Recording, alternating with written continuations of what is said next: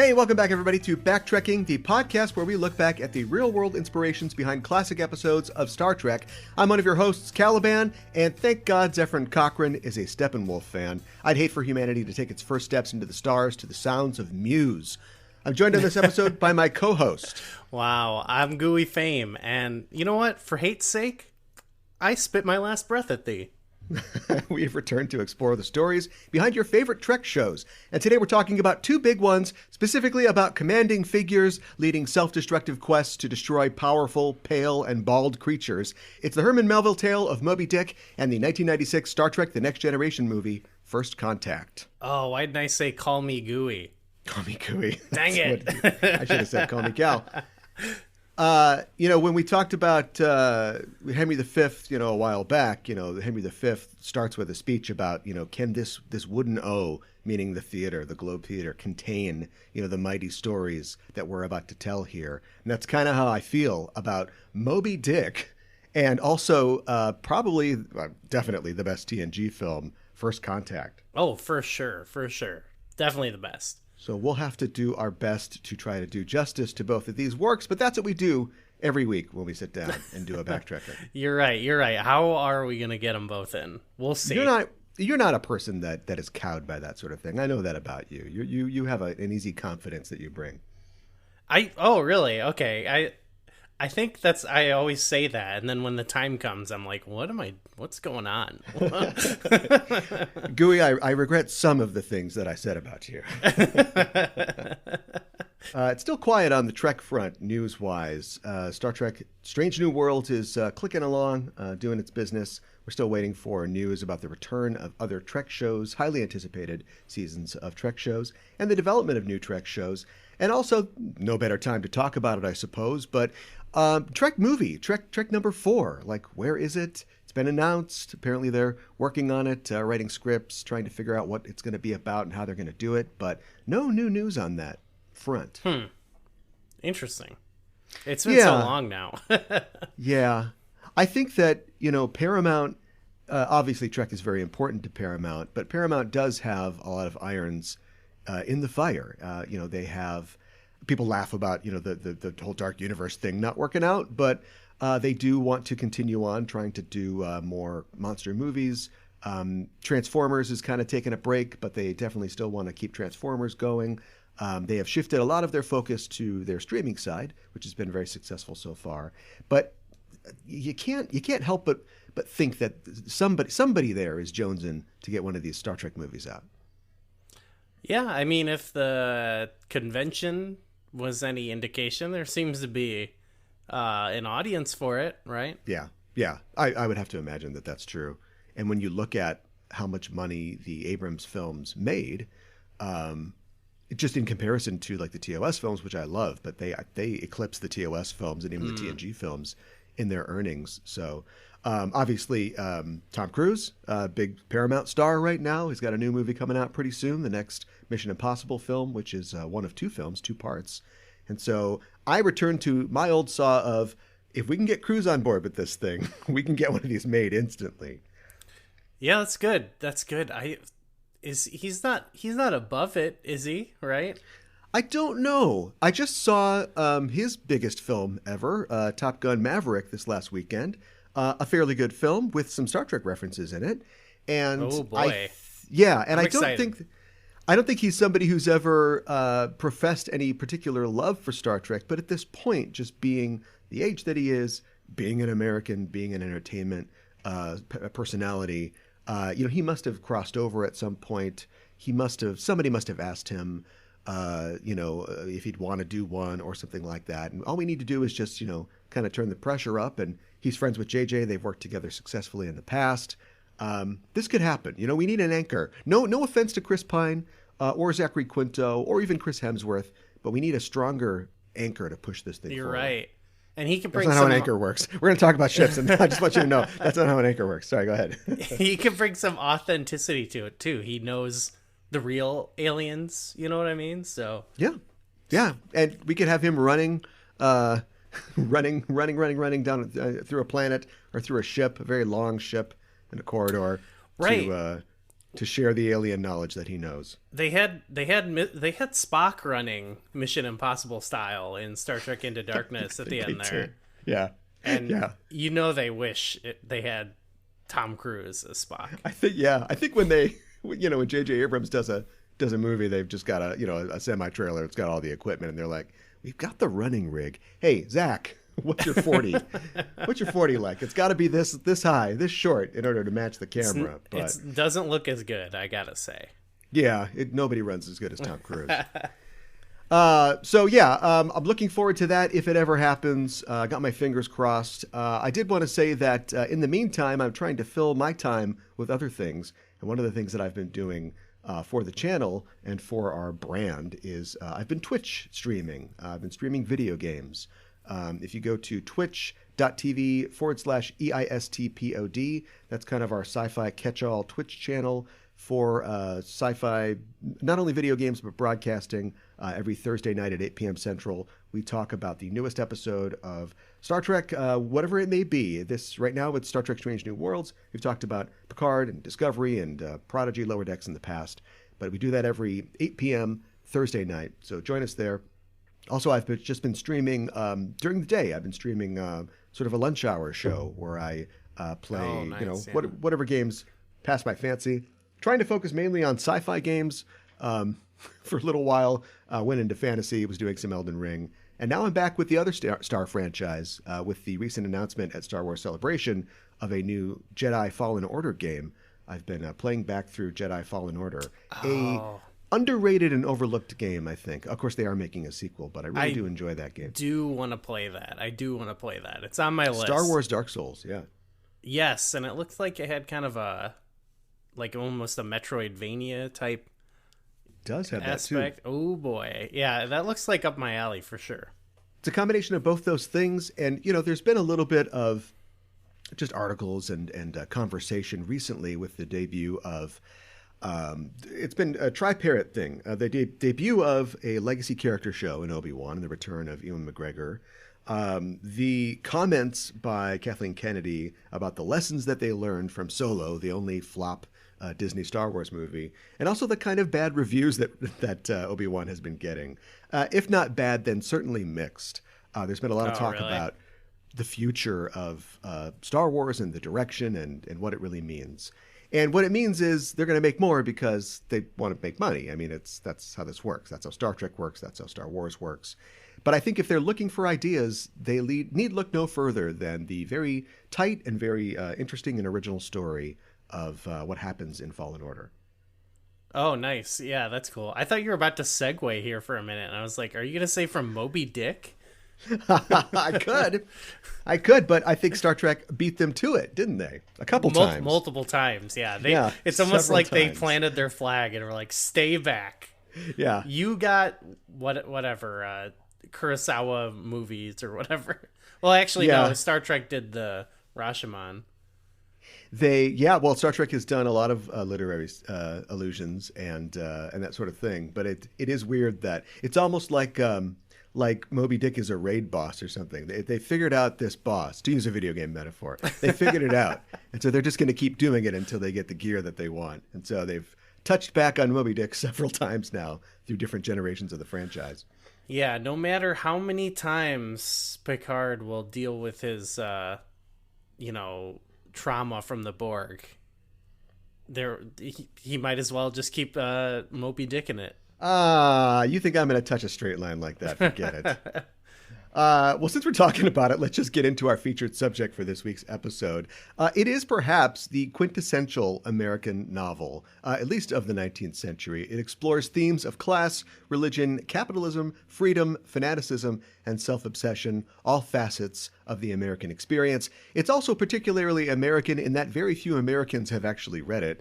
When Herman Melville published in 1851 his grand novel of adventure and obsession at sea, it was not well received. It was poorly reviewed. reviewed, and it was out of print when he passed away some 40 years later. But as America passed into the 20th century and began to look back on its literary history, Melville's novel began to receive praise as a work of concentrated genius from contemporary literary greats such as William Faulkner and D.H. Lawrence. Just in time, too, for the advent of the mass media, where it has been adapted many times for film, radio, stage, and television, specifically in the year 1998 for a USA Network miniseries starring Patrick Stewart entitled Moby Dick.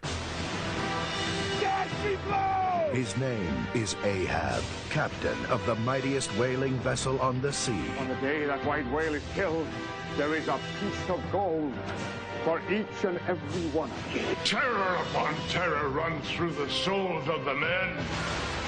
Sail on, I say! This is the story of his legendary search for the beast that haunts him.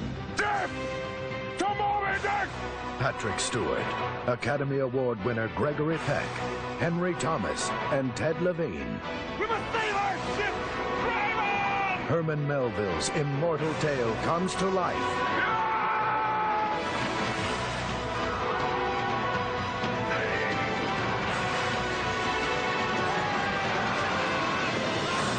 Moby Dick, from Hallmark Home Entertainment. It's not even like the go-to version, right, of Moby Dick, like film or television, but it was pretty fun to see Patrick Stewart have a go. It is, yeah, he does a great job, and it is funny that it is, it took place, like, I don't have it like an anecdote specifically, but he accepted this role like pretty much after wrapping First Contact. So I don't know if it was something that he had considered, it was in the offing, or maybe somebody heard or saw that he was going to be in First Contact or saw the movie and was like, we got to get this guy to do it. But yeah, he, after talking about Moby Dick in First Contact, he just walks onto the set of Moby Dick, which I think is kind of funny. Yeah. I mean, it seems like his sort of thing. Like, we've talked about how a lot of stuff we've watched with him in it, what was it, Hamlet and A Christmas Carol, he seems like that kind of guy. It's like the classics, you know? Oh, yeah, he's definitely a classics guy, and that certainly influenced, his character, and I think the shape of what people look like in the 24th century, which is something that our Star Trek film today is kind of obsessed with, and we'll talk about that later. But we have to talk about Moby Dick. We have to talk about the fact that, I was talking about how Moby Dick became popular again around the time that the nascent film industry was starting. And it had a bunch of, let's say 3 or 4 adaptations into film early on in Hollywood's history, and then a little later, but not really recently. If it is adapted, it seems like it's adapted either to television, or Ron Howard will do speaking of Chris Hemsworth movie that is basically Moby Dick, but it is something else. It's The Heart of the Sea or whatever it's called. Oh, I see, yeah. So I wonder why people don't want to tackle Moby Dick. I mean, I guess the lesson's in the book, but why we couldn't, with all the technology that we've got, with all the, I don't know, have you seen Master and Commander? Yeah. Yeah, great movie. Everybody agrees. Failed, and so Hollywood said we're never doing any more boat movies. But I wish that somebody would take a real shot at Moby Dick. Is it just that it's like such a big story to try to adapt, and they're like, we don't want to do it? It is, but if the USA Network is like, let's go for it, then I mean, you can cut it down, right? Yeah, for sure. I think maybe where the wave, as it is, rolled back is in 1971. Orson Welles tried to film it as one of his, he had a couple different projects that he kind of tried to do, and they were just too big and didn't work. And so, that after that, maybe it's like, well, if Orson can't handle it, then let's just kind of leave it alone. I was going to say, before we start talking about the 1998 miniseries, there is a 2011 miniseries that came out on, I'm not sure what channel that it came out on, but it stars Ethan Hawke and William Hurt as Captain Ahab. Whoa, okay. That sounds pretty cool, actually. Yeah, I don't know if it's like BBC adjacent, but it also has Gillian Anderson in it, the actor Eddie Marson, and Billy Boyd from the Lord of the Rings films. Nice. And Charlie Cox, Daredevil, is Ishmael.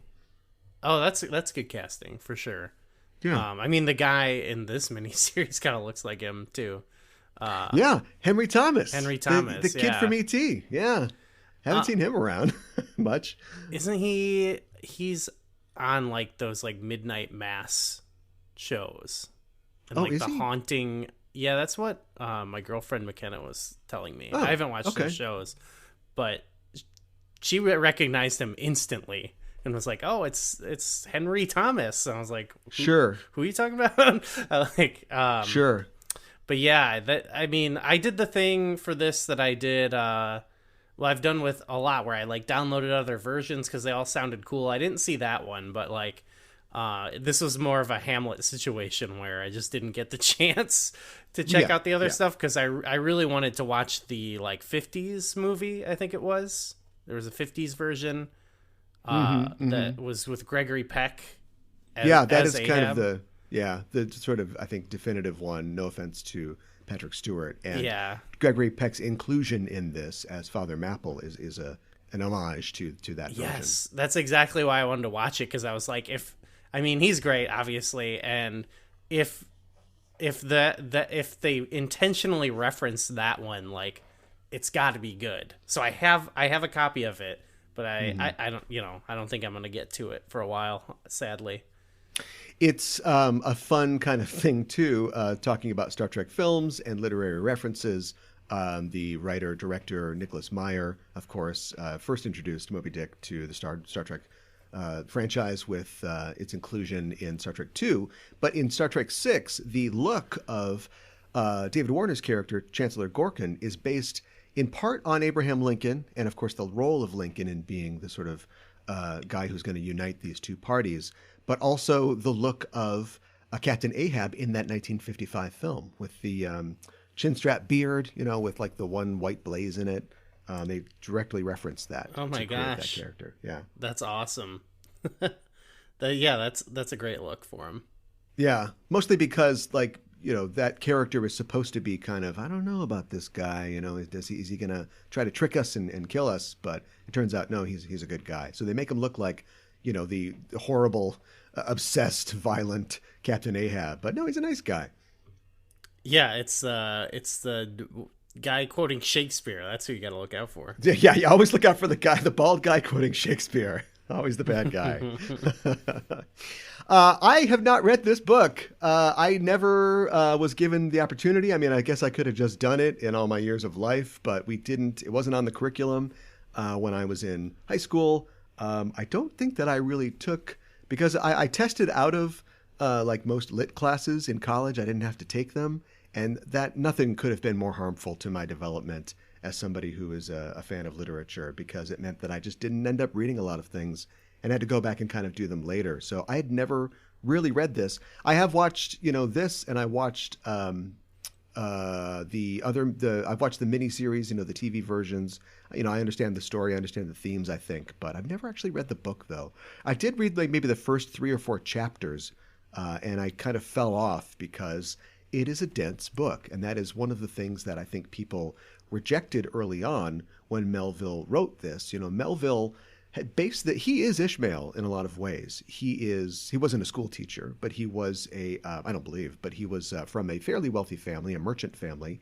His father died and left the family kind of destitute, and so he kind of took to the sea, as Ishmael does in Moby Dick. And as a guy, imagine Henry Thomas, trying to hoist a jig or something like that. He had experiences, sailing around the globe. He wrote a couple books. Some of his first books, Umu and Taipi, were his experiences in the South Pacific, meeting natives, being fairly accepting and respectful of their cultures for somebody, white guy from New York writing in the mid 19th century about them, and got some kind of like literary buzz with these sort of travelogue books that he had created. And he also was a fan of Shakespeare, of classical European writers, and he reportedly began writing this as a novel, as a work of fiction, but a little more readable. And after reportedly an encounter with Nathaniel Hawthorne, was sort of inspired to take it and make it something more complex in terms of its prose, its allusions and references, and what it tries to communicate to the reader. And it tries to communicate. It communicates a lot. Yeah, like when you were talking about like all the different themes or whatever. It's like that didn't even, I think, encompass all that it's trying to get at. You know? Yeah. Like there's just like, and it is dense. I haven't read it all, but I probably read like half of it, I would say. And I was trying to read it for this, and I ran out of time. But it was fascinating, and like it is dense, but it's like the chapters are all very short. And then there's a couple long ones. So if you want, it can almost be like a little episodic, you know what I mean? But there'll be just like one chapter that's like 5 pages, and it's just about like the nature of like art, you know, and then one that's musing Here's on how you like, render fat from a whale or something. Yeah. So some are like technical, some are, you know, more musings on like more existential things. It's very interesting. I think it's one of it's one of the more interesting books I've probably ever read because of that. And it is such a all-encompassing kind of piece of art in that way. And it's weird that reviewers and audiences of the time would reject that. I don't think, the novel this is the 1850s. I mean, the novel's like pretty much accepted by the general audiences at that point. But there's a lot of kind of dense books from that time. There's a lot of books that go off on all kinds of tangents about whatever. If you want to look at the work of Hawthorne himself with something like The Scarlet Letter, like that goes off on all kinds of tangents. And as far as I know, it was accepted well. So it's weird that people were like, nah, not this, not this. I was reading some of the reviews, and a lot of it was, I think that this is just my speculating, but it's possible that his reputation as a sort of travelogue, adventure writer, like these are these real things that I did, made people more critical of his work. It would be like Anthony Bourdain, like he writes all these books, he does all these shows about traveling and having experiences, and then he wants to write like a fiction book, and I'm sure people would tear it apart. Like, this ain't no review of a restaurant, Anthony. Your prose is not tasty. And I think maybe that's kind of what might have been going on there, because there was a lot of effort, I think, to try to disprove like some of the things or criticize some of the depictions. Things that he reportedly experienced on his own. So I'm not really sure why he got it so bad from a lot of the reviewers. There were positive reviews, though. There were a lot of people who say the same thing that people will say now, which is it is a work of staggering genius. Like it encompasses so many ideas that are up for grabs and is telling us an adventure story, but is also getting really intellectual about some of these big questions. I can totally see like what you're saying about, like, it could be that it's like they think he's not capable or something. And I can also see it'd be like if you're a fan of Anthony Bourdain and he was like, okay, now I'm going to write like, because it's kind of dark, like Moby Dick's kind of dark. And I could see like where it's like, oh, I wanted to read like fun travel stuff. So that's a thing where I feel like from both ends, it could be like the people who are a bit more highbrow judging it like that, and then people who are like just maybe looking for something like fun, and it's like, this isn't fun, Right, yeah. Or this isn't about like high society people sniping at each other. Like, what is this thing? It can be a very funny novel as well. Like the scene where he has to share the bed with Queequeg in the novel it's hilariously funny. Seeing this character be confronted by what he sees as this strange person, and just the mundanity of them having to like sleep in the same bed, and it's like, oh my god, who are you? Oh my god. And then later, of course, like him becoming a companion of this guy, and realizing like this guy's like, he's pretty cool. He seems to understand. Oh, definitely. What's going on here? And just like that reminds me, because there is a lot of stuff that's like there is a lot more like different varying emotions, I think, in the novel compared to the movie. And this is like one of the only times I've ever been this kind of person, but I noticed like you definitely lose a lot from the novel adapting it, because like Ishmael's characterization is mostly all done through narration. Like, he's the narrator, but like he always gives his kind of take on it, and that like that informs his character more than any like bit of dialogue really that he has in the whole book or movie from what I experienced of the book, at least. So I didn't notice that. Like, sometimes you're like, I don't know if this is intentional, but sometimes I'm like, oh, Ishmael, you know. But yeah. Yeah, and his takes are bad often too. Like, his takes are self-defeating. His takes are, you know, he says something, but I don't think he knows what he's talking about. You know, this is his view on it, but he isn't like a super reliable or omniscient narrator in any sense. What you're pointing out, that's a great observation. What you're pointing out, I like to call the wishbone problem, which is, you know, Wishbone is a show that we've talked about, I think, before on this show. For sure. And I think it's an amazing show that is very cute and does, with not a lot of money, a great job selling great literature to young minds who have not encountered that literature yet.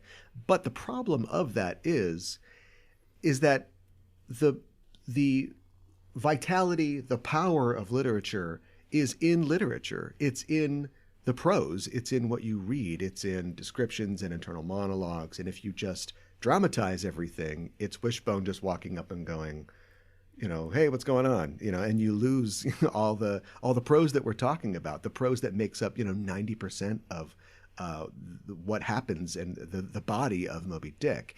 And I think that, you know, for the budget that they had on this production, which was a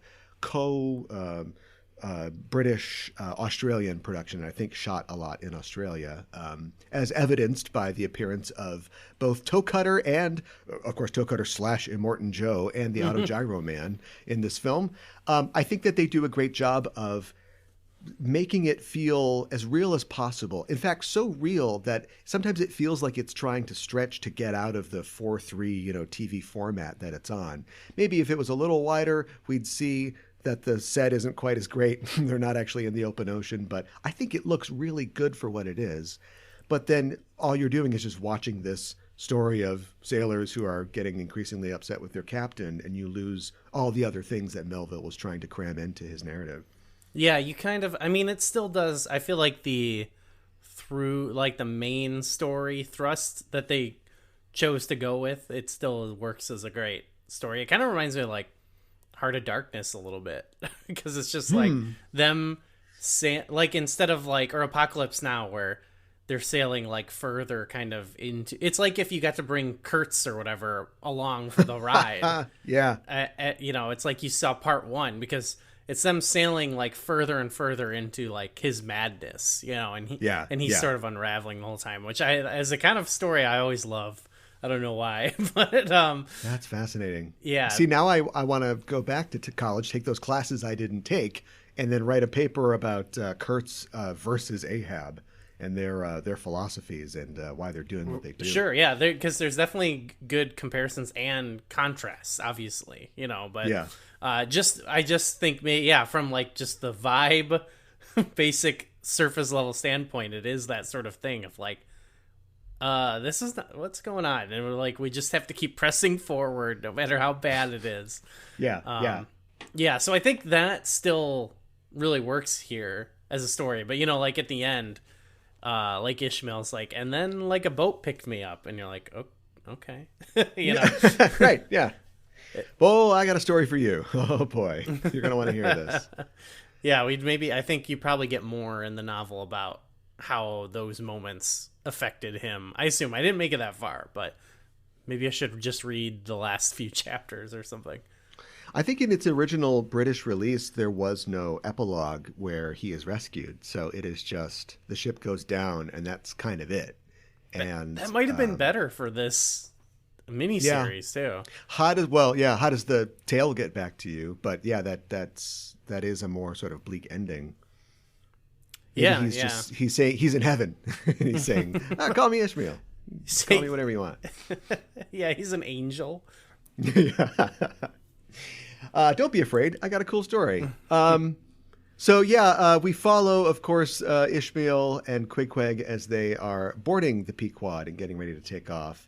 And I'm sure it takes place more in the novel. It's not really touched on too much in this miniseries, but there is the idea of the industry here, you know, the capitalist sort of desires behind what's going on here. We meet the owners of the boat. You know, Ishmael mistakes the Peleg for the captain. Peleg and Bildad are the guys that own the boat, and their whole thing is like, yeah, this is what you do. You're going to go out there and make this money. Everybody's going to get rich. You're going to come back. And for one of our heroes, or one of the characters, I guess, that we identify with, Starbuck, that remains a concern going forward. And he's like, why are we chasing this whale? There's a ton of regular whales over here. That's where the money is. We're sailing in the opposite direction. It doesn't even, forget like getting us killed. This doesn't even make any sense. This isn't why we came out here. Right. And I don't know how much Melville was into like economic theory or trying to criticize capitalism, but you know, I think that would be the character that probably gets focused on in sort of modern analysis of this story. Yeah. I mean, definitely noticed a little bit in the beginning. They were sort of they talk a little bit about sort of the haves and the have-nots a little bit type of thing. Yeah. But yeah, I can just, that works really well with a lot of the people. I mean, you know, it's just like a gold doubloon gets them all riled up. So yeah. There's a sequence in the novel where we kind of see everybody kind of goes by the mast where the doubloon has been nailed, and they all see the doubloon in terms of what it means to them. Like they all see it as, you know, more money or more wine or women or their own ship. You know, it's chasing this idea, you know, risking everything for this gold, what you need to sort of get what you need in society. Yeah, and so it definitely, that you can see that as a big thrust, because, and maybe this is just because you know the story or like outside observer, but like when Ahab shows up, like the vibes are immediately wrong. Yeah, and so but like everyone else is like, all right, gold doubloon.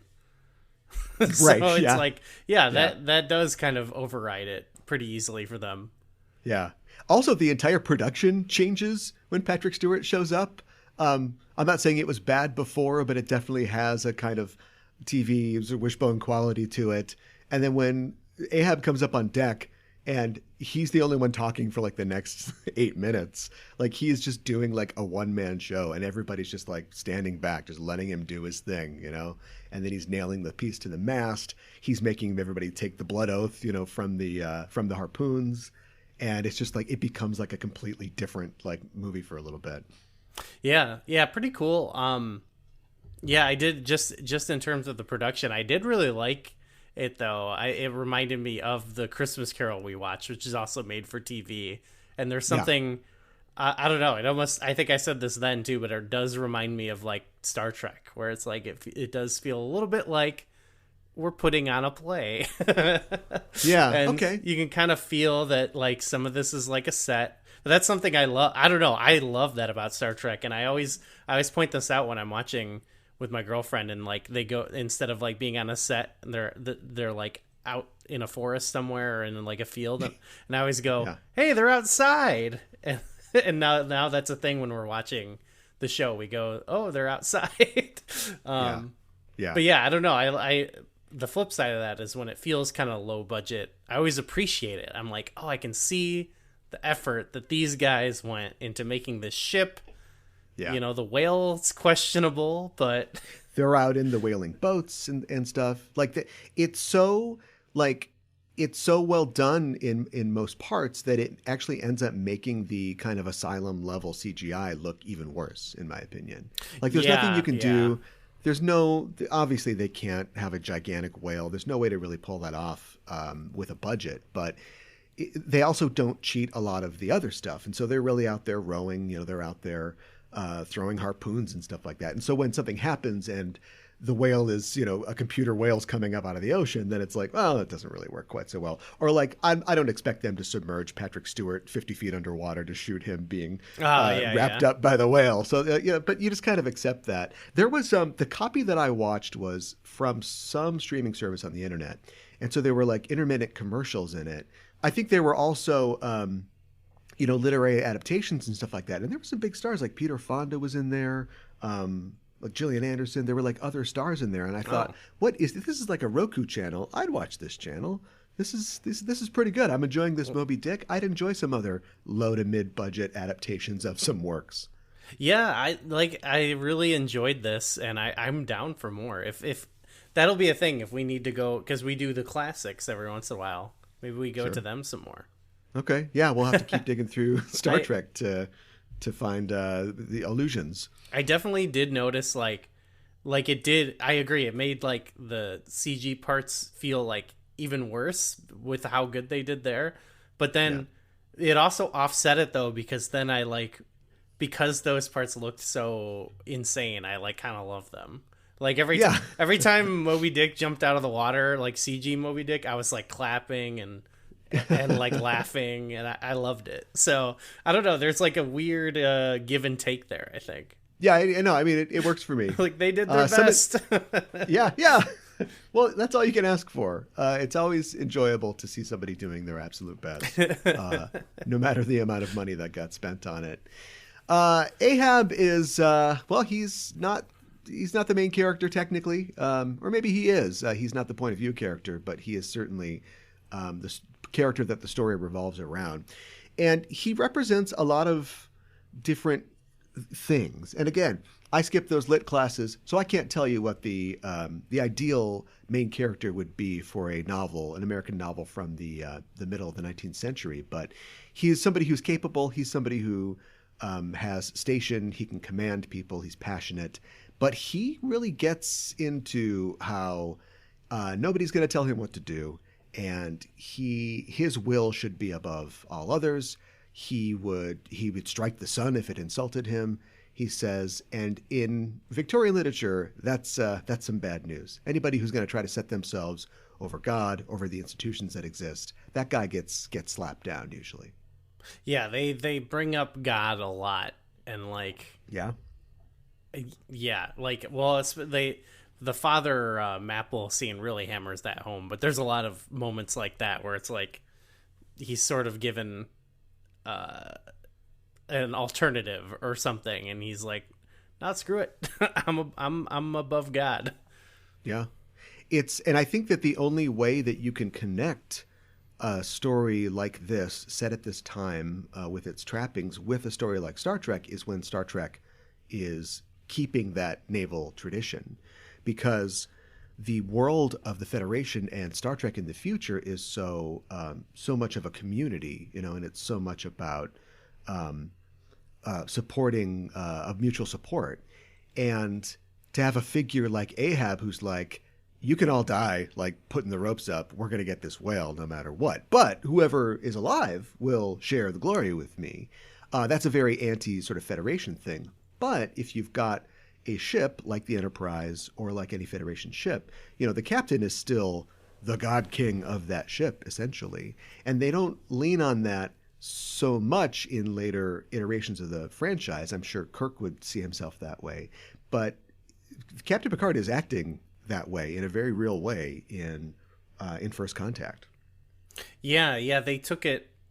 I mean, he doesn't go as like, one thing that's missing that I do like a lot is the scenes like with Starbuck or whoever that's like trying to talk him down. It really made me think of, obviously, that side character in Wrath of Khan, who's like Khan's guy, and he's like one of my favorite characters in the movie, because you really feel for them, Yeah. And you're like, oh, he's just not listening, And so that's, I guess you had in First Contact, you had the one character, she kind of like calls Picard to his senses a little bit, but it's not the same, because he's not going to take it as far, obviously. Yeah, well, we hope not. Yeah. If they ever, here's a prediction, if they ever get this Khan thing off the ground, Joaquim, that character you're describing, he's our Ishmael. He's the point of view character. Meyer will write it out like Moby Dick, with Khan as Ahab, and then we will have Joaquim as our POV character. That would be great, actually. All right, well, get me together with Nicholas Meyer. Let's do this thing already. There's a lot of bad omens that accompany this story, and of course, when you're on a sea voyage, that's bad news. You don't want those things. Of course, it makes the sailors nervous, but Ahab ignores them all. He also has the opportunity to see people in similar circumstances. In the book, there are these like 9 different ships that they meet, and it's just kind of 1 or 2 in this. But he, meets a guy who's like, "Hey, what's going on?" He's like, "Oh, you lost your arm." "Yeah, a whale took my arm." He's like, "Well, you want to kill that whale?" "No, I'm good. It's okay. I got a knife arm now. Why would I waste my life doing that?" Yeah. He's given so many omens and alternatives, and it's like so obvious. Like, come on, man, you need to stop. Right. Yeah. Just knock it off. And I like the fact that Ted Levine, of course, Buffalo Bill himself appears. So many as Starbuck in this. Film's greatest villains were like kind of the main ship guys. Got a lot of villains together. Yeah, yeah. I was just thinking, did you ever end up seeing Doctor Strange? The second one? No, I never saw it. Okay. Well, then I won't. There's something I was gonna. There's a couple different Star Trek actors in there, but I won't waste your time with it. Yeah, it's interesting because it's partially some of these guys are Australian actors. Ted Levine is American, so I don't know. He just wanted to be in this. But it's weird to have so many villain actors and then make them have the effect of that be that they are gruff, but you can identify with them. Oh, yeah, for sure. Yeah, he's the number one. Yeah, Starbuck number one. Like, Starbuck is... He is, at his wit's end, and he is the one who is talking about God and good faith and what you owe to your crew, and he is ready to just gut Ahab if it means they can go home, and that's totally against his morality. But he doesn't know what else to do, and it's to see the pain on his face is very real. I thought it was a good performance by him. And also you've got people like Stubb, Stubb or Flask. Those guys, they're a little more practical in how they approach it. They're like, Captain says do this, we do this. But I'm not super happy about what's going on. I just want that doubloon. Well, for Starbuck, I would say, like, that was a really affecting moment where, you could feel like he was ready to make that call. He was going to do what needed to be done. But then I lost it when they go... Like, it's the white whale, like right when he was gonna kill Ahab. Yeah, and he's right. Yeah. But then the other guys and like really a lot of the people, like once it becomes clear that like who cares about this doubloon anymore? Like we're screwed. It did sort of feel like for a lot of them, it's that feeling that I think a lot of people might be able to identify with, where it's like. Everything is going wrong. Everything's falling apart. But like the people in charge know what's going on, right? Like it's going to be okay, right? Like someone's not going to let something bad happen. And that's kind of how they feel, because they're just like, yeah, we do what the captain says, he's the captain. Yeah. I think we would describe that as kind of a following orders thing, in egalitarian ostensibly America, where it's like, well, my boss said to do this, so I have to do this. I think in the British tradition, that would be a real class thing, that somebody who owns more than you, somebody who has some sort of nobility tells you to do something, and so we do it. That's our job. That's where we fit on that great chain of being, as it were. And so for Starbuck, it's not only like a mutiny, I'm going against the rules of my job, also a murder, I'm going against the rules of God, but also just I'm supposed to follow this guy, and yet here I am with a knife in my hand. And I like the fact that they have a couple different moments where he's kind of ready to do something, but then he sees, he realizes the humanity of Ahab when he sees Ahab give tenderness to Pip when he's in his cabin, and he's like, okay, I'm not doing this now. And then later on they have that the big showdown on the deck, where Ahab's just like, give me a hug. Like, I'm not doing good. And he's talking about his family, and Starbuck is saying, sir, this is what I'm talking about. Like, when you see kindness in my eyes, you see my family in my eyes. I want to go home to my family. We aren't going to go home if we keep doing this. Yeah, that was great about it, was because there was it's like a double thing there, where he was ready to kill him, but then just before he sees again reminded of his humanity, so then he appeals to him, but then that's when the Moby Dick shows up. So it's there she blows. Yep, that's it. So many things happened in that one moment. It was overwhelming. Yeah, There's a lot of sort of noble savage characters, especially in literature of this time. I think that Queequeg comes off okay. From what the parts of the book that I've read, he's a pretty three-dimensional character. I'm not sure if Melville gets all of his sort of foibles correct.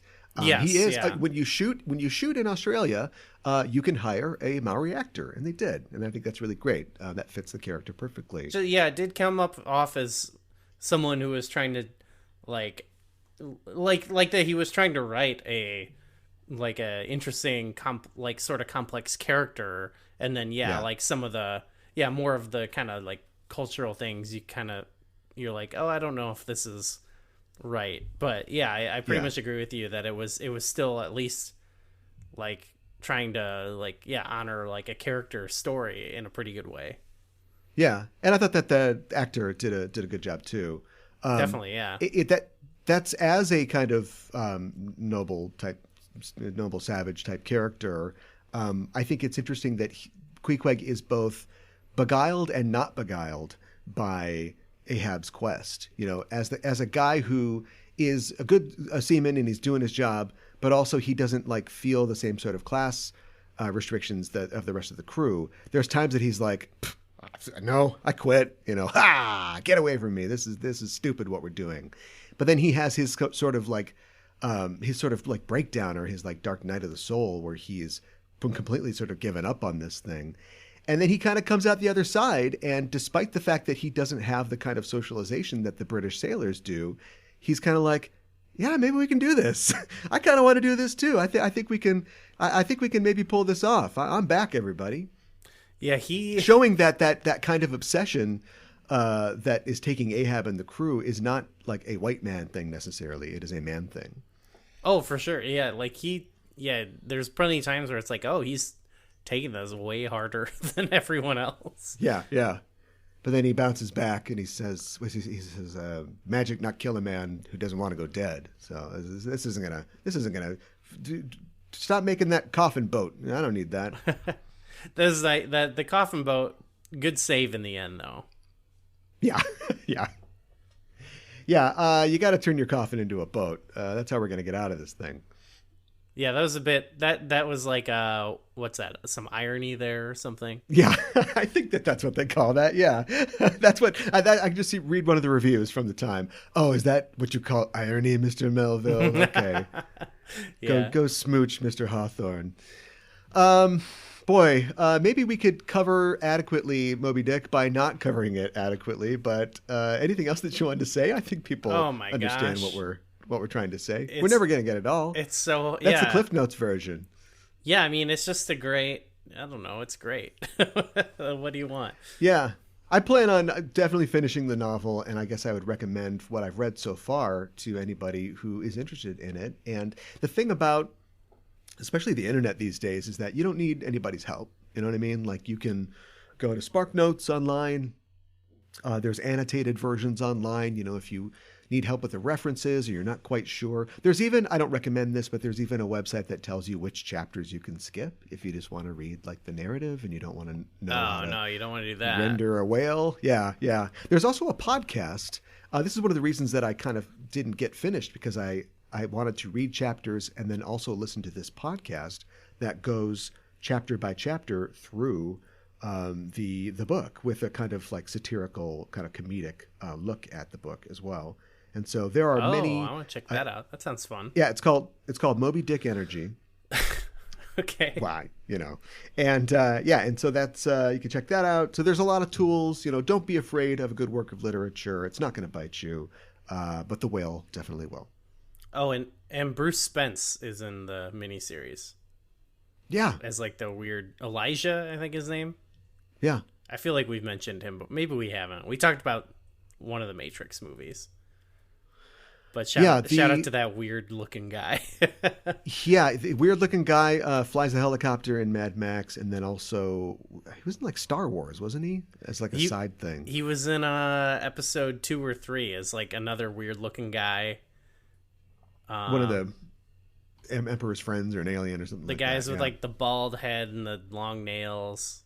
He was like the cut from the Lord of the Rings, but he was that nasty Mouth of Sauron guy, I Oh, think. Yeah. that's right. He's just always like the nastiest guy. They're like, we need a really gross dude. Like, let's call him up. And he's been in a lot of good films. Well, if you like the Mad Max films, or if you like Star Wars Episode 3, Dark City, Finding Nemo, he was a voice in that. Wow. And look, The Matrix Revolutions, not a high Rotten Tomatoes score, but I'm going to say I like the movie. I think it's good. Yeah, he's great in that. Just want to get him out because we named all these other great people, and yeah. And he has a bigger role in the Enter the Matrix video game, I think, than he does in the movies. Oh, cool. That's great. If you watch the 25 minutes of cutscenes or whatever that happened in those games. So, yeah, I think that does it. Our voyage is over and we're floating home on our coffin, but we'll take a break for a word from our sponsors. We'll be back with more backtracking.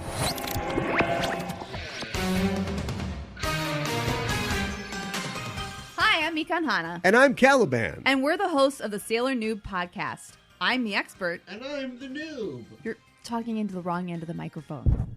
Aye, aye. Okay, every week we watch a new episode of Sailor Moon and learn about monsters, fashion, food, culture, and of course, the sailor warrior of love and justice, Sailor Moon. All right, now, what is her rank? Is she an admiral or a rear admiral? Okay, shh. The ad's almost over. We're a couple of magical people, and every week we Moon Prism Power make up a new episode. Better midships. Steady as she goes. Please stop that.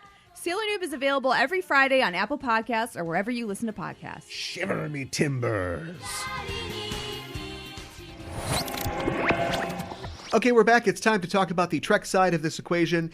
As a thinking person's sci-fi franchise, Star Trek never met an illusion it didn't like. The men and women of the Federation trained for war, but they strive for peace, and they fill their lives with the lessons taught by the art and literature of thousands of cultures. But despite their evolved sensibilities, their lack of money and material pursuits, and their cranking of classical music, they aren't immune to the necessity of relearning those important lessons, generation by generation. That's the truth that Jean-Luc Picard will have to accept in the 1996 TNG film, First Contact. In his nightmares, he can see them. In his mind, he can hear them. Locutus. In his soul, he can feel them. I've just received a report from Deep Space 5. Long-range sensors have picked up... Yes, I know. The Borg. Set a course for Earth. Maximum warp. Now, in Earth's darkest hour, he must fight them again. Captain, Earth. Life signs? Population approximately 9 billion. All Borg. How? Time travel. They went back and assimilated Earth. Changed history. I must follow them back. Repair whatever damage they've done. But this time, they must travel to the past. April 4th, 2063. To save our future. You're all astronauts on some kind of Star Trek. They invade our space, and we fall back. They assimilate entire worlds, and we fall back. Not again. The line must be drawn here. It looks like the control deck's 26 up to 11. Mr. Data and I are returning to the ship. Don't let them touch you! Captain! Data! We must activate the auto-destruct sequence. You want to destroy the ship and run away. You coward. If you were any other man, I would kill you where you stand. Let's rock and roll! Destroy them. Watch your futures end. Our shields and our weapons are gone. Resistance is futile. Perhaps today is a good day to die. Jean-Luc, blow up the damn ship! No! We are not going to lose the Enterprise. Not to the Borg, not while I'm in command. Star Trek, First Contact. Or Star Trek First Contact, officially. Wow. Star Trek colon. First Contact. Gotta have it. But then it makes sometimes trying to find it is annoying because I'm like, is it S? No. Yes, it is. Yeah. What annoys me is they keep doing this thing where they name movies after episodes that exist already, right? So you've got like First Contact TNG episode. So you're like, First Contact TNG. There you go, BB Nourith. No, I'm looking for the movie First Contact. Or like Star Trek Voyager has an episode called Nemesis, which came out, a couple years before Star Trek Nemesis. Yeah, they're annoying. And then there's like, sometimes I tell people, have you seen First Contact? And they're like, oh, you mean Contact? Oh, that Jodie Foster movie. It's great. I'm like, no, it's this movie. It's from and they're like, yeah, it's from the 90s. Yeah. Yeah, so knock it off. There's only 837 of these things. You can't find some new original titles?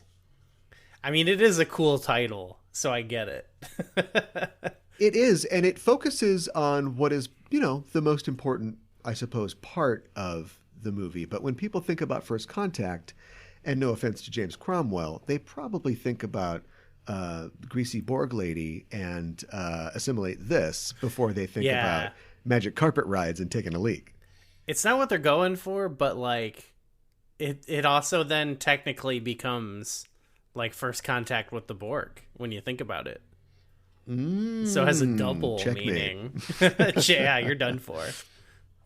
I suppose that's true.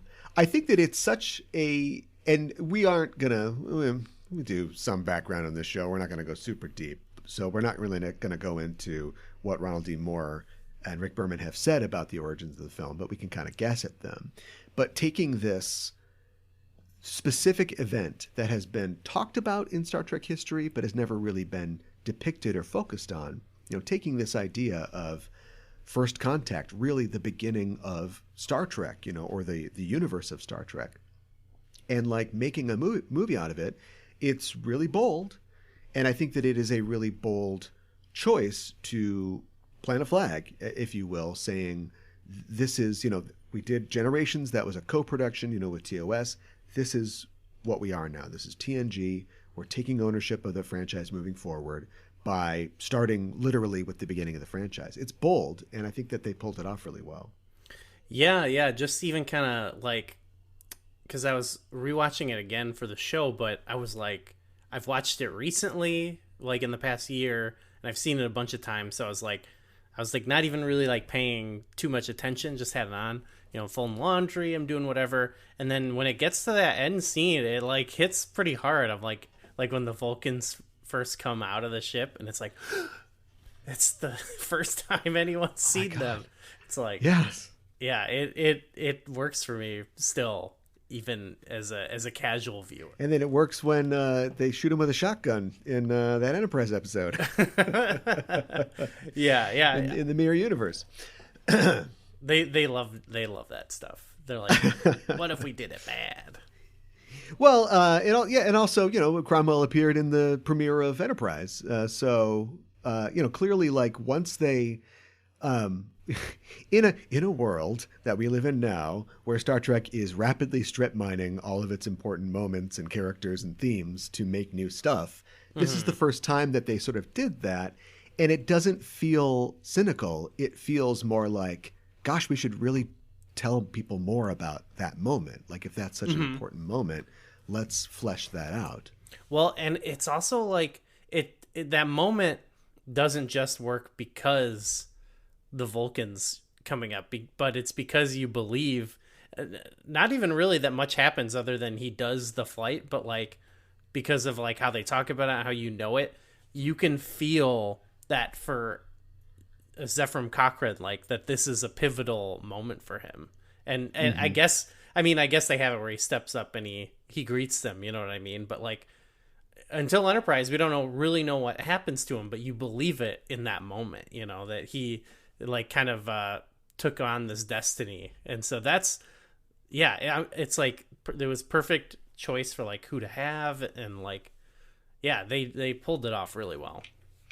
Going off of that, it is, Cromwell is perfect for this role, and I think that they do a lot of work towards showing, it's always cool to like meet a historical figure and then they're not what you thought. Like that's just de rigueur, but like showing that a difference in refinement and sensibility, in sort of preoccupation between our characters our Trek characters and the 21st century characters.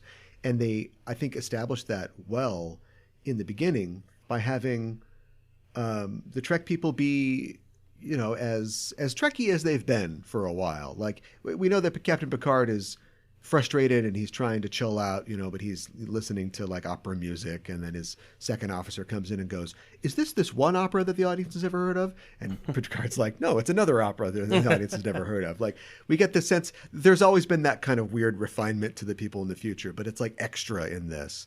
And then we flip over we go back in time, and they're listening to Nooby Dooby, and we're getting hammered at a bar, which is a pretty nice bar for World War III. If that was just some bar by a lake resort somewhere, I would believe it, with their metal chairs. But and we get that that's like it's two different things, and that continues throughout the film. He's talking about taking a leak, and Geordi's like, "Oh, what a funny joke, a leak! Oh, that's so funny." And you see the difference between these characters up to the point where Lily confronts Picard about his actions, using this literary illusion, something that he is very familiar with, and works. Like, it strikes him. He's like, "Oh, Jesus Christ, I don't want to be like Captain Ahab." And then she's like, "Yeah, I didn't really read the book.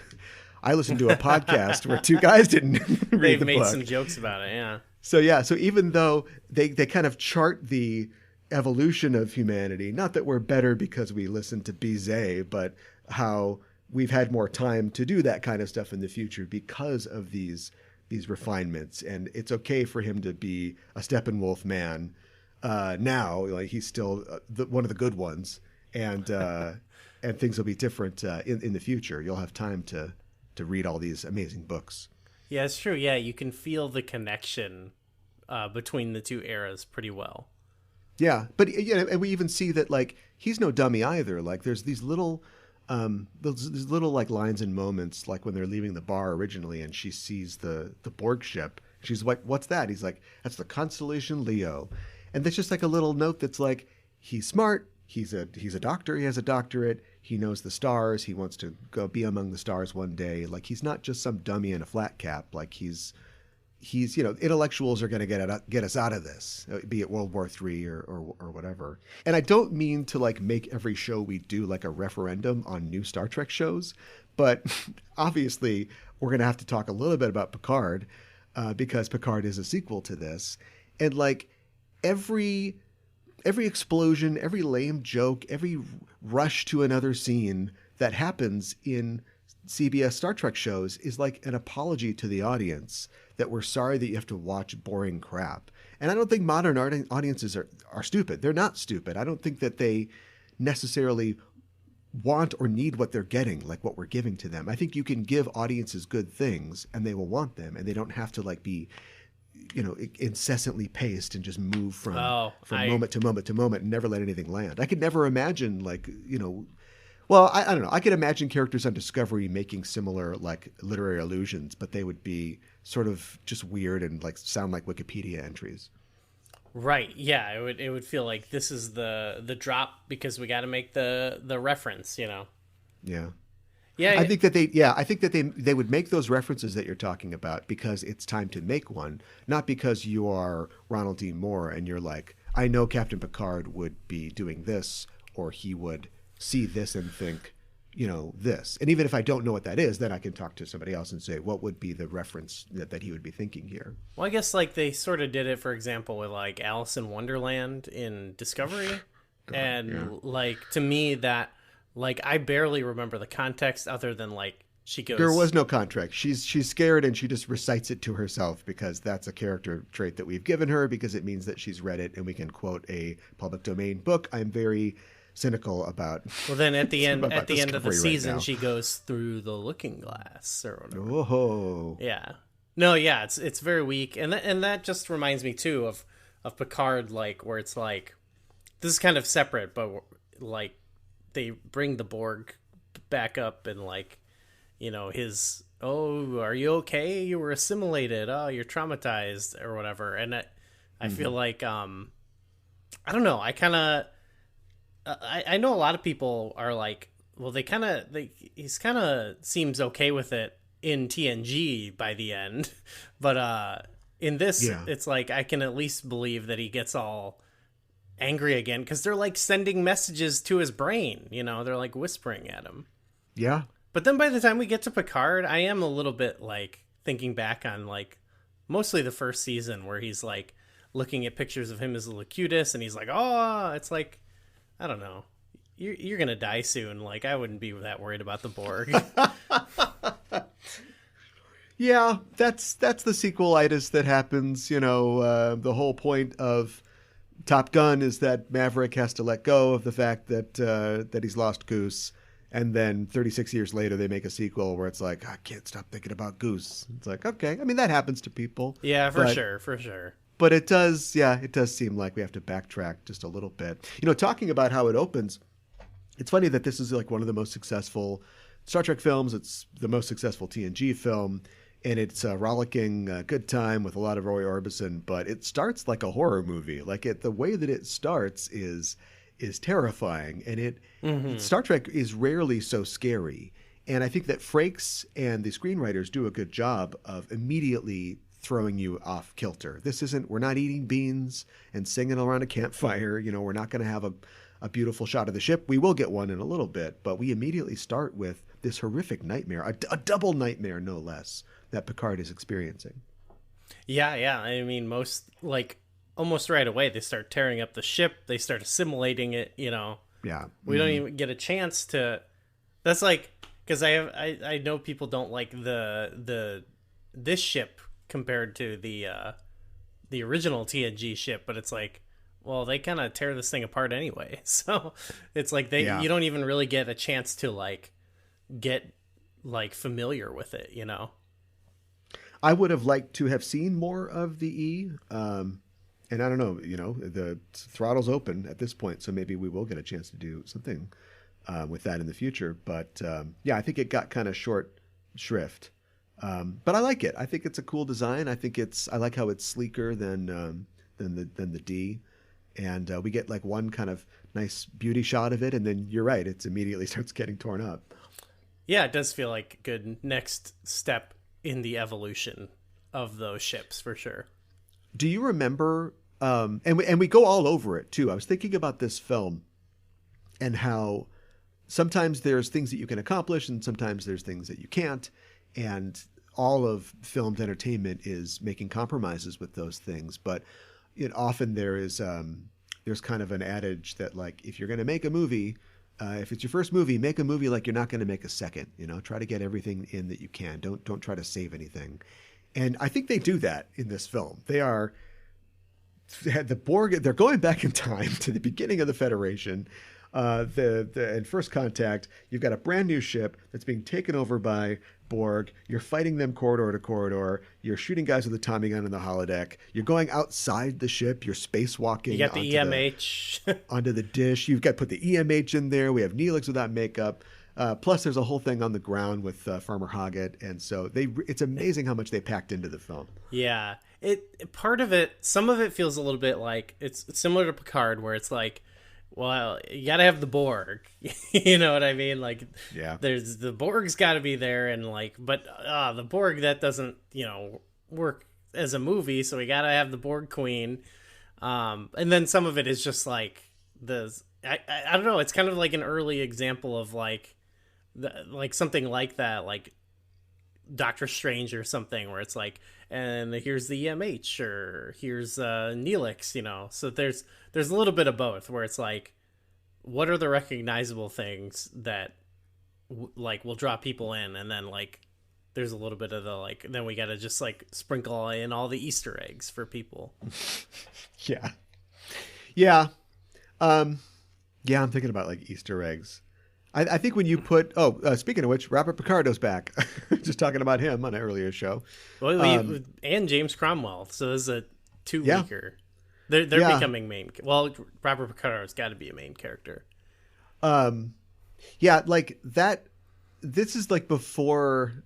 Now in a Marvel movie, when you see somebody, you're like, oh, I can't... All right, hopefully I'll like their Marvel miniseries on Disney+. But at this time, it was just sort of like, oh, it's just fun to like... Yeah, they probably have an EMH. We've got that guy on contract. Let's get him in here. Or like, what the hell? Let's get Ethan Phillips in here to just do a fun little role. No big deal. Yeah. Yeah, it doesn't feel egregious. I think too, like, I don't know, maybe it's just because it is like sort of that fatigue or something, but like it feels too like their appearances like suit their character really well. Like even I like how Crusher, for example, is like, I swear I'd never use this thing, you know, but it like it actually makes a lot of sense. It's like that's like a really smart kind of move for like, oh, do a distraction. And I like how he sort of plays it as like, you know, he's not gonna fight them, so he's just like starts listing like medical information to them. It, like, right. Yeah. Really fits, I guess, not his character because it's a different character, but you know what I mean. It suits the world really well. It doesn't feel like jammed in there. The Dixon Hill thing a little bit. But that's one of the coolest scenes. I don't know. It all works. It all really works, even though it is like we're just Barclay's here too, you know. Yeah. And so the EMH has a program. I suppose that's his character, but that version, would definitely do that. I love the holodeck scene, and I love how efficient, is that the right word? How well it is executed. Because if, let's say, you get dragged to a Star Trek film and you're not a TNG fan, and so you're not particularly familiar, I think that it both does and doesn't explain what's going on well. I think it does it well enough for you to know, oh, it's the future. They've got holograms. You know, we don't need to set that up too much. So that works for like people who don't know the world. For people who do know the world, you get that that he's going into like one of his books and he's trying to remember which scene had a machine gun in it, so he can load that scene up and get that machine gun and then shoot the Borg. But they don't really bother to explain that so much. He just asks to find Nicky the Nose, and then he's in the wrong chapter, and he goes to the right chapter and immediately just goes over to the table and starts messing with these guys until he's able to pull a gun out. And so if you're paying attention and you know the history of Picard and his love of Dixon Hill books, it makes sense.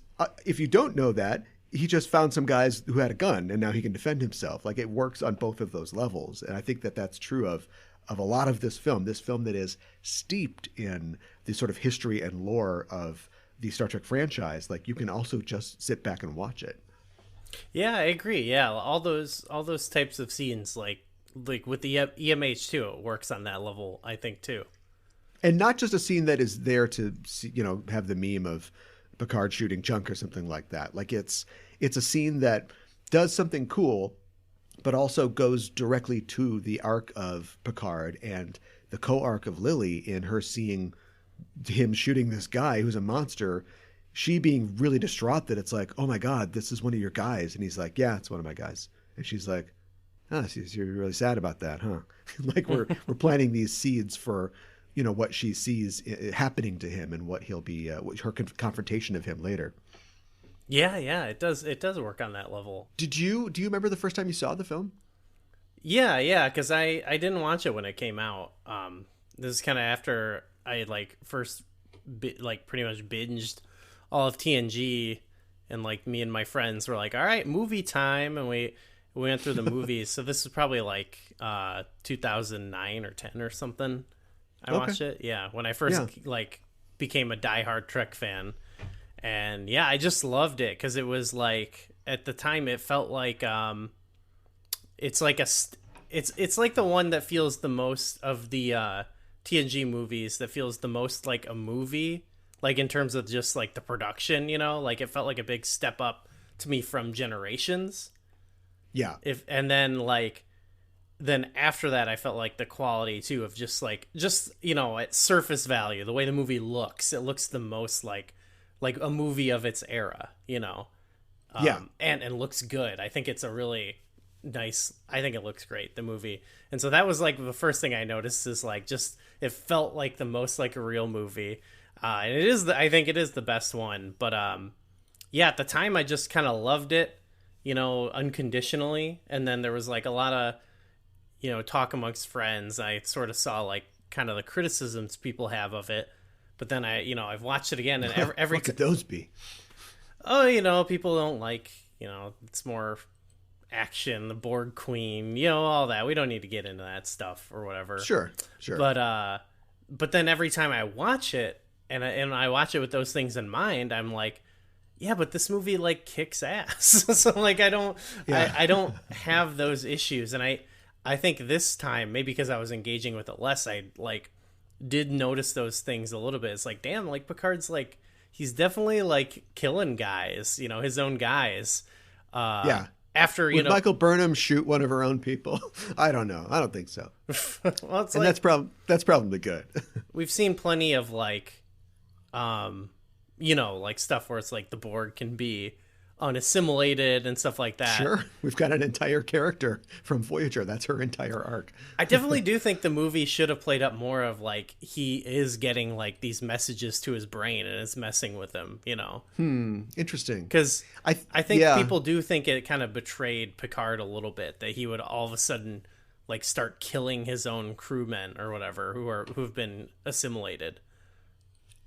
Yeah, you know what? I think that is I think that's a valid criticism, but I think that it also is sort of covered by it is kind, you know, in every submarine movie there's the scene where the ship takes a hit and then the compartments are flooding and somebody, either the captain or somebody in command, has to make that decision where they close the bulkheads, you know, and they seal somebody in.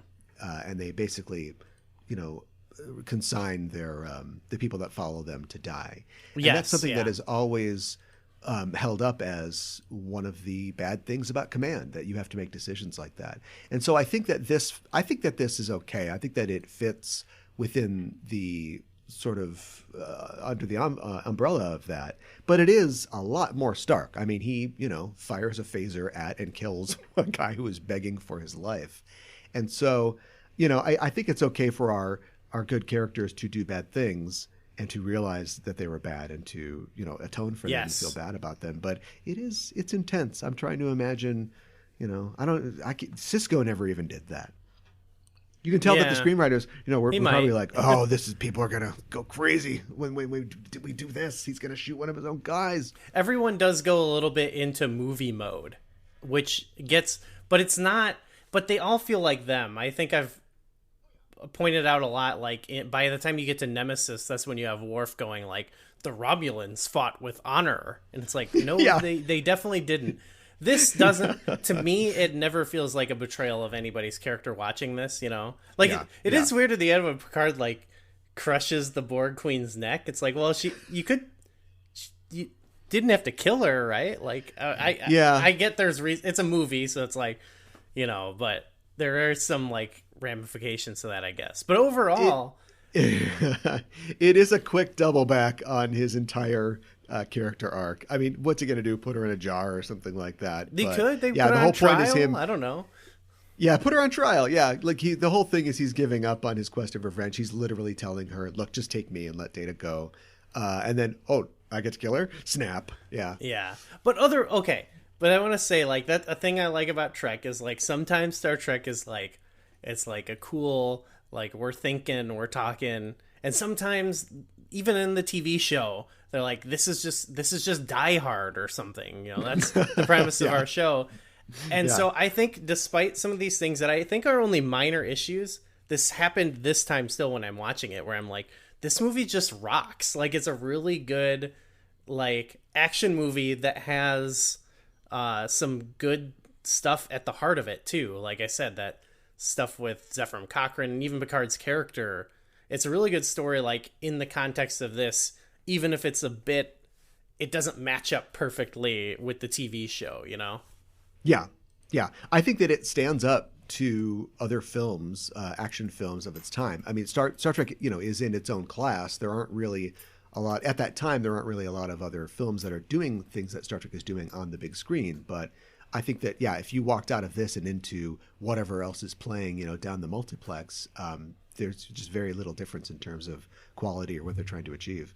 100%. Yeah. Whereas like they never really match that again in TNG. Just gets worse, I think.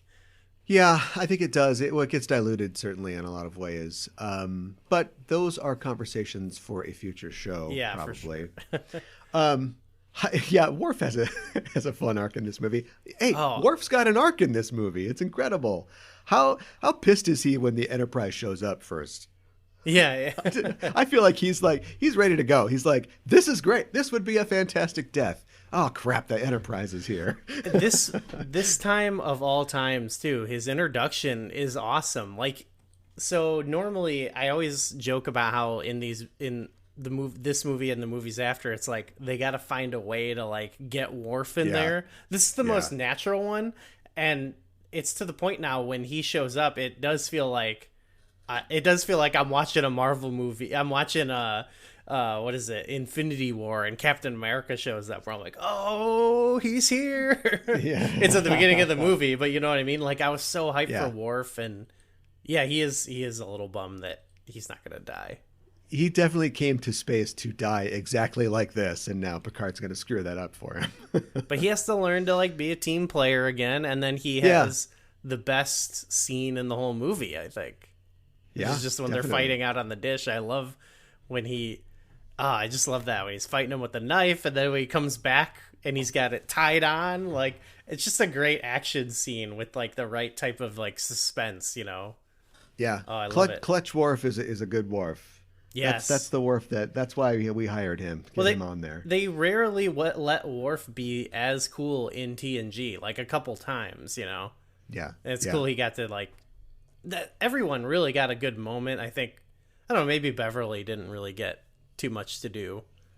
Other than call the MH. But otherwise, I think everyone got like a pretty good, this is a good ensemble of all of them, I think. Speaking of the ensemble, do you think that the ensemble maps well, or at least recognizably, onto the characters of Moby Dick? Oh, I don't know. Well, you talked about how Lily would represent maybe a Starbuck figure in this case. It's not her movie. She's hardly the main character, but I'd almost think that she's more of a Ishmael character in that she is completely separate from these worlds. We don't get the sense that she was she can use a gun, but she wasn't like part of World War III or a military person. And now she's thrust into this future world and is just seeing things as Ishmael would from a completely outside perspective. Yeah. Yeah, and maybe Worf is the Starbuck in that case, where he's like, we've got to retreat. Even this, I love fighting, and this, we're not going to win this fight. Yeah. Yeah, this is sort of like a Moby Dick if Ahab came to his senses a little bit. Yeah. If a speech worked, if they didn't, there she blows just after he broke his ships. Yeah, well, they sort of have their cake and eat it too a little bit, because he's like, okay, I will destruct the ship, but luckily Data is captured, so then it gets to be like heroic. Luckily, yeah. Because then he has an excuse to go like have his action, hero fight against her, which is awesome. So I'm not going to knock it, but it's definitely written for him to do that.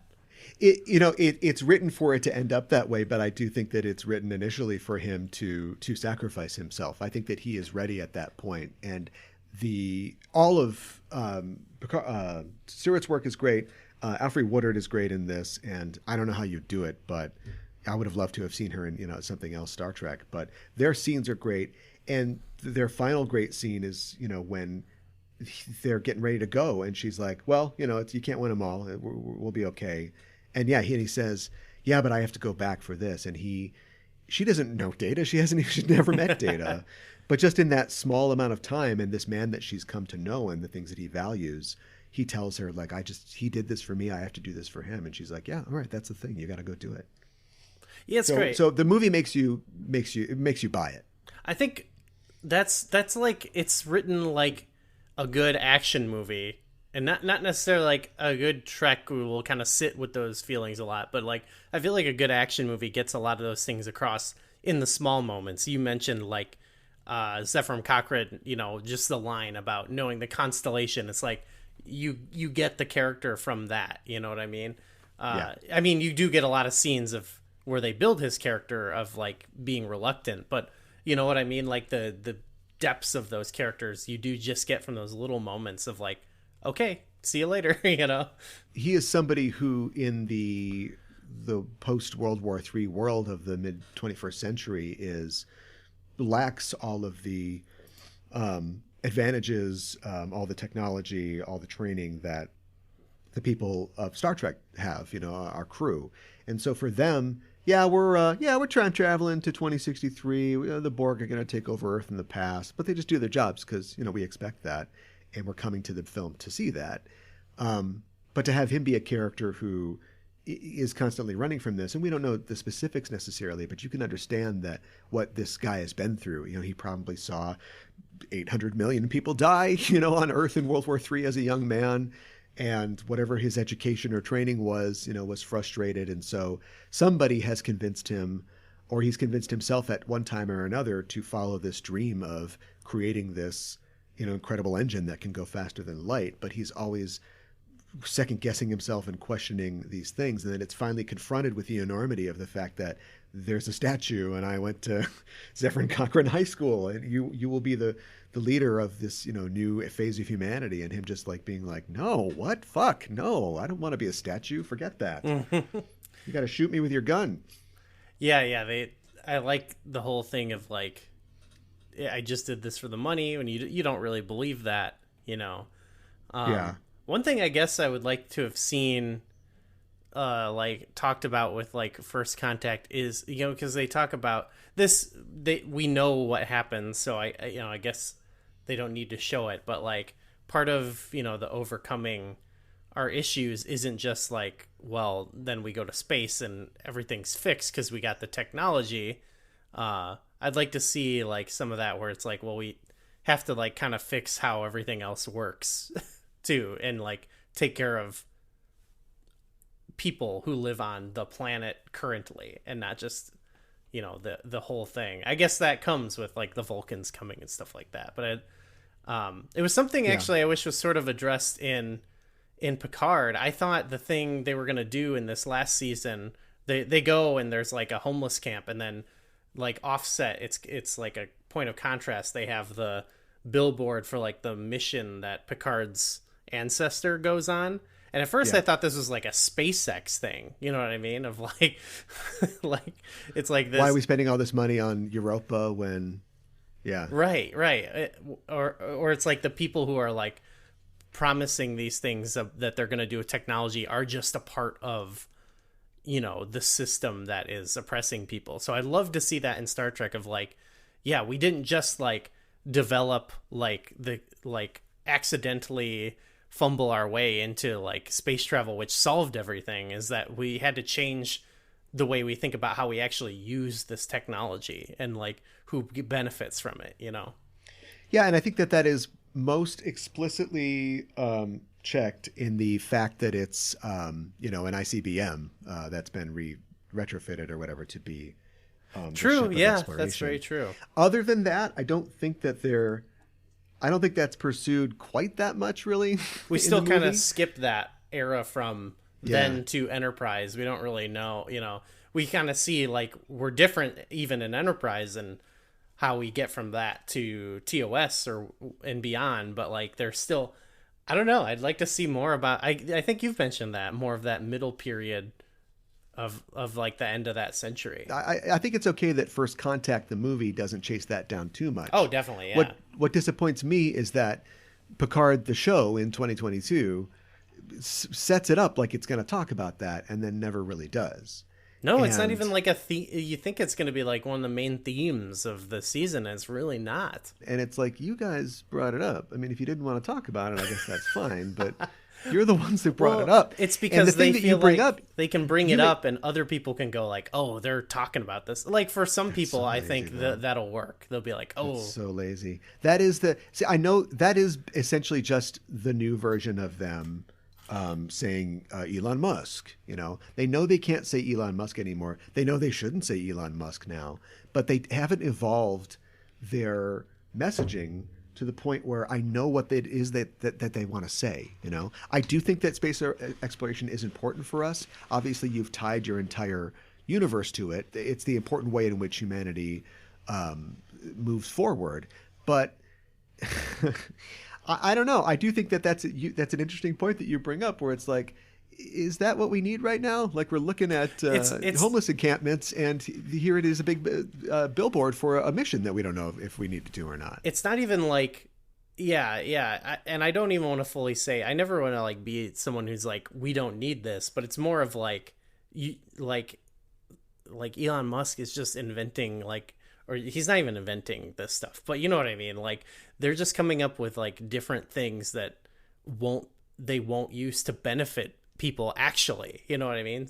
So it's like, I think, yes, we should develop the Phoenix or whatever, but we should use it to help people and not, you know, for profit and stuff like that, which I don't know. Yeah, that's not really a flaw of the movie. It's just more of something that I think is like that I feel like Trek sometimes is like afraid to fully get at sometimes. Oh, it's terrified. It's terrified too. And the fact that Picard presents that as a solution, which is essentially just a retread of the flight of the Phoenix, and gives us no more details and no development, and talks about how our vision of that solution has changed or how it will be applied, is just a really bad sign, and it's just kind of lazy. Yeah, it makes me think like they don't really even believe in it, you know?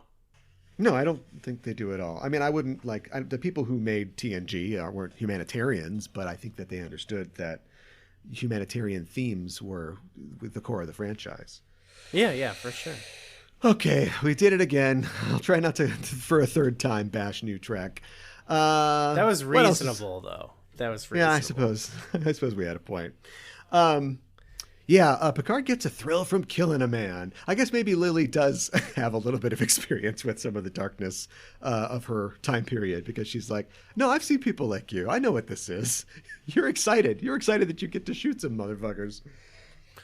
Yeah, that's what I mean. Where it's like that's where it's like, to me, it's like, yeah, they're definitely pushing Picard beyond like sort of how you've seen him before. But I thought it was like kind of an interesting development, you know what I mean? Like, granted, it's not like Trek where we see, I guess even in an episode of TNG, like, you know, you see the fallout from that, but you know what I mean? Like it is like his character going into a new direction, but I like that. I like that about the movie. Yeah, I think that it is a direction that is a natural progression of what he usually does, because he is a captain. He's not always a hands-on captain, but he is a let's get it done captain. We've seen him Die Hard. We've seen that kind of stuff. And the second that he hears that the temperature in engineering is too high, he immediately beams back to the ship. Do you know what I mean? Yeah. And suddenly he's the one who's like handing out the rifles, and he's like, shoot to kill. You know what I mean? And he's taking charge of this. And that seems like, you know, initially people, I'm sure, know that it was going to be Riker on the ship and Picard down on the planet. And they switched that kind of at the last minute at the script writing stage. And that works out really well. Yeah. Yeah, it works perfectly, because he becomes, you know, he is a very effective leader, and he's getting it done, and he is shooting all the guys. But that sort of single-handed unilateral way of dealing with it is both feeding and being fed by his obsession with this, to the point where no, you're a coward, Worf. It's like, you don't believe that. And he runs off to recalibrate his phaser. And it isn't until he has a very non-Picardian kind of physical outburst that he is like, what am I doing here? Like, she's absolutely right. This isn't what we do. I don't do this. This isn't going to get us anything except killed. Yeah, his confrontation with Worf it's funny how like quickly they solve it. That's a very TNG thing.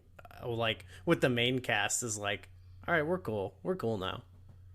Yeah, but like, I mean, like if Worf punches him in the throat, then we got a different movie. I just love that they like argue. He like storms off, and then like I'm imagining this from Worf's perspective. You know what I mean? It's like, yeah, it's just like a spat, I guess.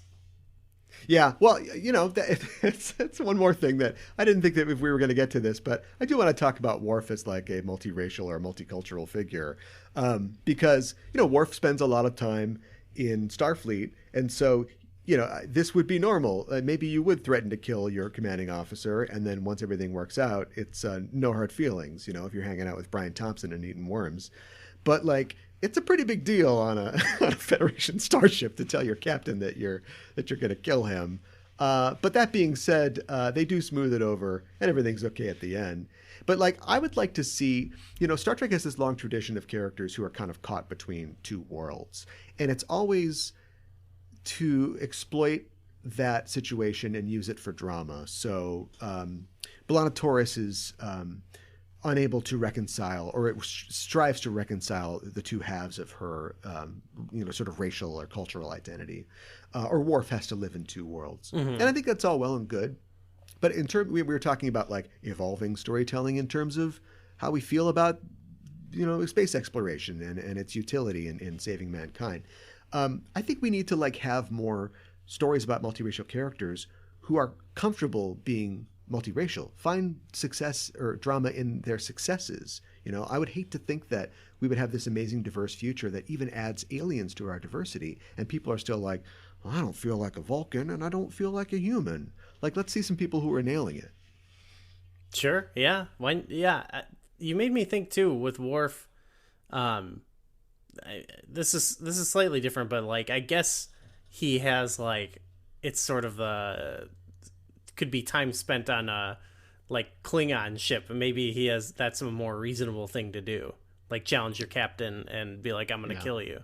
Yeah. So that might work for him. But yeah, I like that idea too of like, I guess it's that thing of like, they're always trying to like tell stories that like people can I don't know, like sort of get like move past things from, like that's why they're always going off to different planets with issues and stuff like that.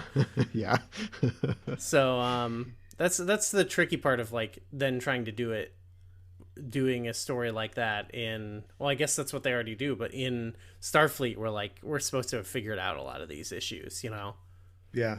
But it's that's also that's why they always have to discover like a new android or change, like they have to always find a new thing to like discriminate a little bit against. Yeah. So that then the discrimination, the fight against discrimination, I guess I should say, never ends.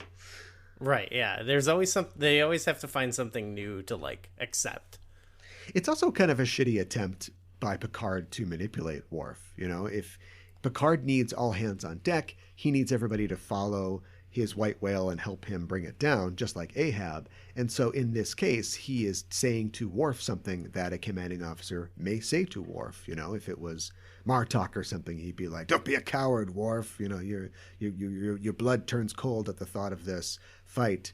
And the thing is that like that's a real dishonest thing for Picard, because that's not what his relationship with Worf is like, and also that's not the treatment that Worf has come to expect from his commanding officer, of the Enterprise. And so it's just, I do think that I don't think he thinks that, Worf's going to quit or try to kill him. Like, he wants Worf to do what he's telling him, but the way that he's going about it is like bad management.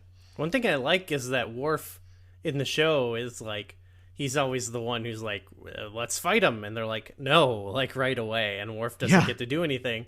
But this time, like, Picard's like, come on, we're going outside. We're going to go fight some guys on the ship, and it's like, you didn't notice, like Worf is he's getting to do all the stuff you didn't let him do, It like kind of works. Like, maybe they could have done more with that too, Yeah. Where like Worf is the guy. Worf is the one who's telling you you're going too far with the vengeance, I was going to run my ship into the Borg ship at the beginning of this film, and now I'm like, yeah, we got to go, though.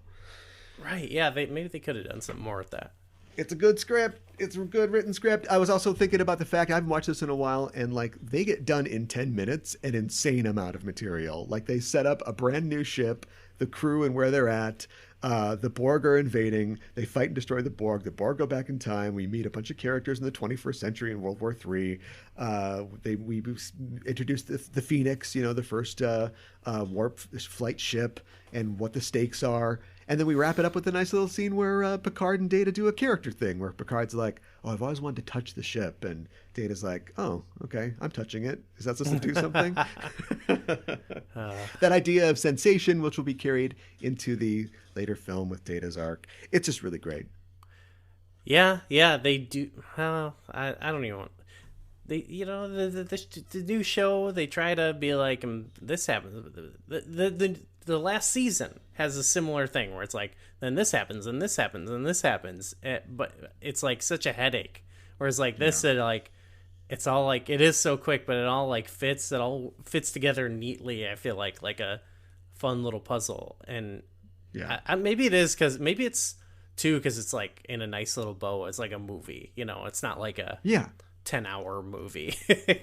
And they've had 7 years of TNG at this point. They know how to do this. And I think that it's obviously a different animal making it from an hour show into a 2-hour movie, but I think that they do it well.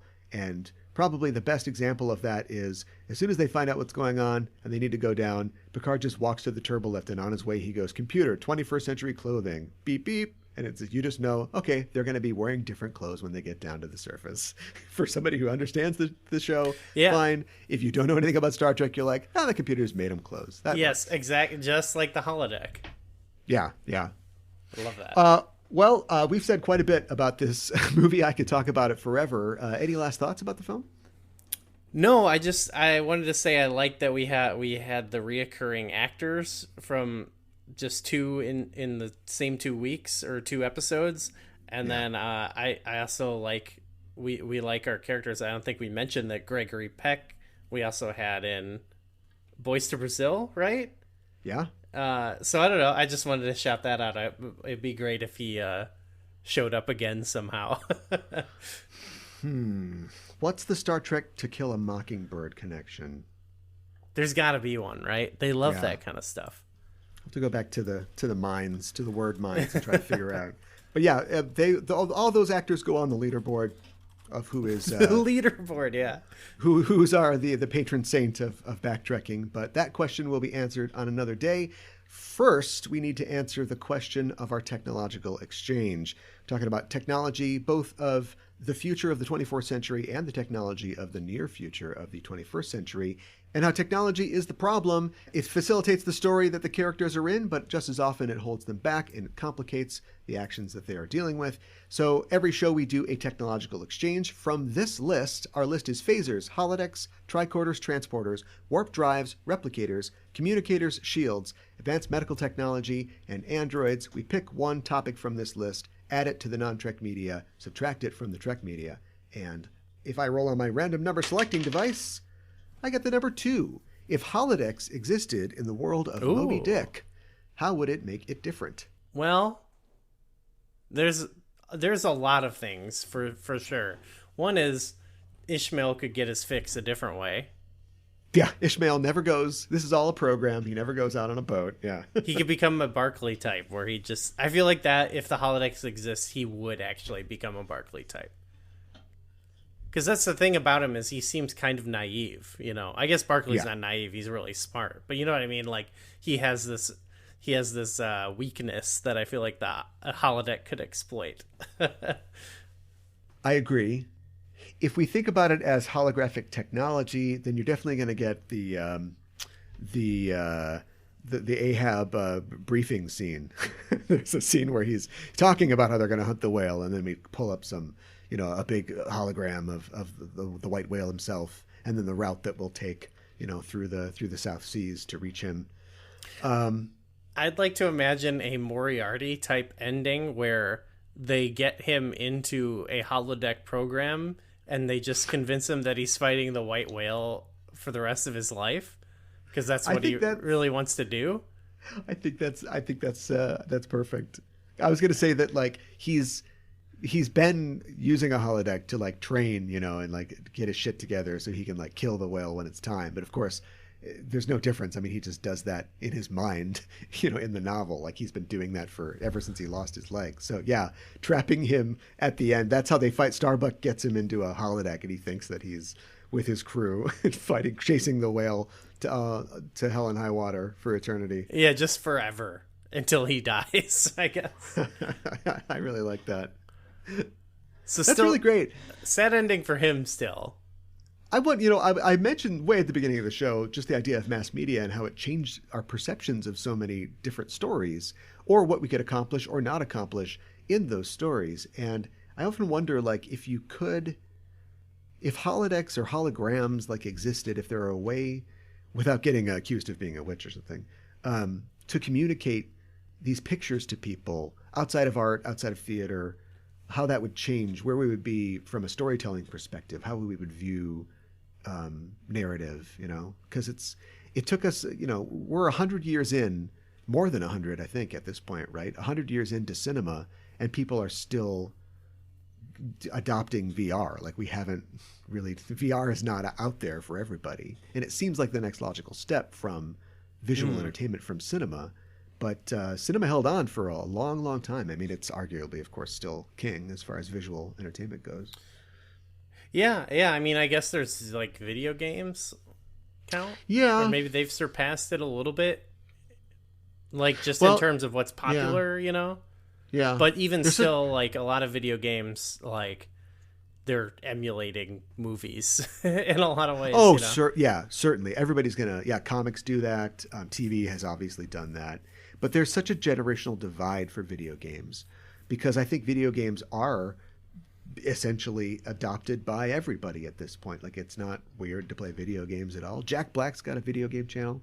Right. Watch mine, don't watch his. But there is kind of a generational thing. And since, the preeminent generation is still, see Top Gun Maverick, is still like boomers and 60-year-olds and 70-year-olds, it still is like this fringe thing. And every year I bet Jimmy Kennedy still thinks he might get a call to host the Game Awards because it's this weird thing still that people don't take seriously, even though games make like more than movies now. Yeah. So, but in my world of Victorian holograms, though, that would not exist. People would accept that any kind of medium can be a medium for a story. It doesn't have to be limited to a novel, and the words you can't complain that the words are too big. Right. Yeah. And it would change. It would just change how people perceive, like the story, like you're saying. And I think, like the interactivity then is more baked in too. Yeah. It's like, hopefully. I think that's a thing. That's something that was kind of touched on in the Moriarty episode, which is that, like, Pulaski's saying, like, well, you don't want to just go in and, like, recite, all the same things. You want to do something new. Or I guess Geordi's like that too. So I think that would probably change a lot of people's, because I think that's like something people can't get over with video games a little bit, is like kind of some of the best stories are like ones where it's like up to you, and it's not just like you're watching a movie and then you play in between the movie scenes. That was always Roger Ebert's criticism, which he recanted to some degree before he died. His criticism of video games as a quote-unquote art form is that he believed that no art form, nothing could be art if the viewer could have full participation in it. It's supposed to be an artist's statement, unless it's specifically designed as, I guess, an interactive like art piece. And I understand as a longtime cinema guy, former screenwriter, and longtime critic that would be his view. But I think that we can open up the doors a little wider for art. I think another problem is that video games themselves, video game designers and companies, have that problem themselves because they don't always wield their interactivity in a way that fosters artistic communication, or they have their idea and they're going with it. And I think a good recent example would be The Last of Us 2, which, if people are familiar, and if you're not, I can't do the whole thing, but I'll just say The Last of Us 2 was a sequel to a game, The Last of Us 1. Both of those games have a very intense story with very deep and expressive characters. And The Last of Us 2 sort of takes the first one and progresses the story in a way that makes sense and is probably the right choice, but violates a lot of what people liked about the first one. And it frustrated people.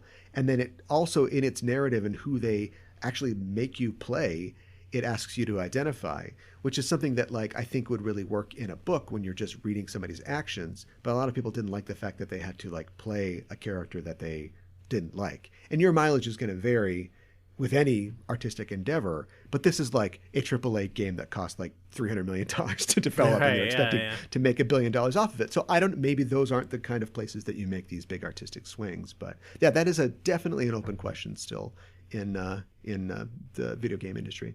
Oh, definitely. Yeah, there's a lot of ways to do it, and I definitely appreciate different approaches. But I just like Vampire Survivors. Vampire Survivors? Oh, you don't know Vampire Survivors? No, I'll tell you that? about. Okay, I'll tell you about. Sorry, I cut you off. I'll tell you about it after we're done. Okay. No, yeah, it's just I was just saying, like, it's something you always gotta navigate when making a game, I guess. Yeah. And any kind of art. Yeah. I like how we got to this topic. That's interesting. Yeah, it got weirdly deep for the technological exchange, but let's cut it back down to size by flipping over to Star Trek First Contact and removing holodecks from their world. They're in trouble. They are in trouble. There's I think so that many we could key holographic moments. Yeah, but I think we could just go easy on ourselves and just take it by plot point, right? So the Doctor or the EMH is unable to stop or slow down the Borg. So do the Borg catch Dr. Crusher and Lily in the Jeffries tubes? No, they could have what's her name? The nurse. Oh yeah, just Dr. Crusher feeds them Nurse Okawa. Yeah, it's like, well, you've been a great supporting character all these years. Well, Alyssa, you've been great, Kick. Yeah. Oh, maybe. Oh no, it's an ensemble movie. Everyone needs, and like we said, Crusher didn't get her time to shine. Oh, Gates Crusher goes McFadden. Die Hard. No, not Die Hard. Tap routine. To distract them. I guess I'll have to do the song and dance. It could be like kill dancing, where she's dancing and they're like, huh? And then she's like, the hypospray to the neck. Yeah. Kick a scalpel through their eye. If we lose Lily, obviously, we probably find ourselves in a situation where there's no one to talk Picard down. No, him and Worf, they would go at it. They'd go down with the ship together. Yeah, I suppose, if his plan was just to keep trying to shoot the Borg. Also, there's the scene where Picard and Lily go into the holodeck and they try to, get the gun. That's the big one, yeah. Either if the holodeck doesn't exist, then he's got to find some other way to get what he wants, which is the circuit that allows him to connect to whatever the gobbledygook is.